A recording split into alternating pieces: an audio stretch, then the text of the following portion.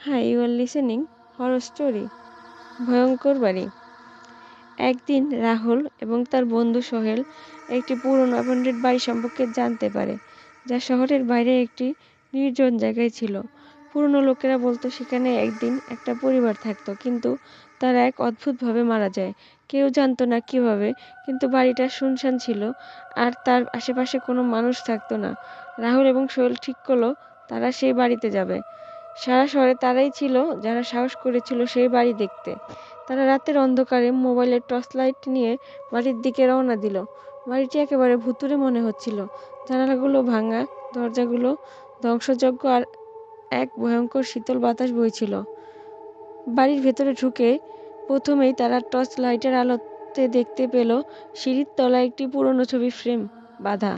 ছবি ছিল একটি সুন্দর পরিবার, কিন্তু ছবির মধ্যে সব মানুষের মুখ ঘোলাটে এবং অস্বাভাবিক লাগছিল। হঠাৎ সোহেল বলল, এটা দেখে ভয় লাগছে রাহুল, চল ফিরে চলি। কিন্তু রাহুল বলল, না, আজ আমাদের জানা উচিত কি হয়েছে এখানে। দুজনেই তন্ন তন্ন করে ঘরের কোণে কোণে খুঁজতে লাগলো। সোহেল একসময় এক সোপিয়ার রঙের দরজা খুঁজে পেল। বলল, দেখ, এখানে একটা সিক্রেট রুম হতে পারে। দরজাটি খুলতেই তাদের সামনে এক ভীতিকর দৃশ্য হাজির হলো। একটি পুরনো পচা বিছানা, আর সেই বিছানার উপর পড়েছিল এক মহিলা, যিনি দেখে মনে হচ্ছিল অনেক বছর আগে মারা গেছেন। তার মুখের দিকে তাকাতে দুজনের শরীর হিম হয়ে গেল। সেই মহিলার চোখ দুটো ছিল ঘোলা এবং তার চোখের ভেতর থেকে লাল অশ্রু গড়িয়ে পড়ছিল। হঠাৎ একটা বিকট শব্দ হলো। সোহেল চিৎকার করে উঠে বলল, রাহুল, চল, বেরিয়ে চল।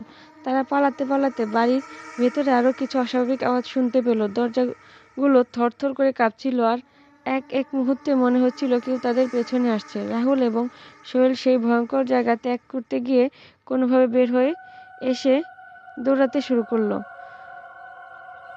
তারা বাড়ি থেকে বেরিয়ে এসে মনে করলো তারা জীবিত বেঁচে আছে, কিন্তু তাদের মনে এখনো সে ভয়ঙ্কর মুখের দৃষ্টি ছিল। বাড়ির দিকে এক পেছনে ফিরে তাকাতেই তারা দেখতে পেল সে মৃত মহিলার মুখ তাদের দিকে তাকিয়েছিল, তাদের দিকে চলে আসছিল। অবশেষে তারা বুঝতে পারলো কিছু জায়গায় কখনো উপেক্ষা করা উচিত নয়। এই বাড়ি শুধু শোনা কথা নয়, সত্যি এক অদৃশ্য শক্তির আস্তানা। ধন্যবাদ সকলকে। ভিডিওটি ভালো লাগলে চ্যানেলটি সাবস্ক্রাইব করুন, লাইক, কমেন্ট, শেয়ার করে পাশে থাকুন। ধন্যবাদ। অদিতির সাথে থাকুন। ধন্যবাদ।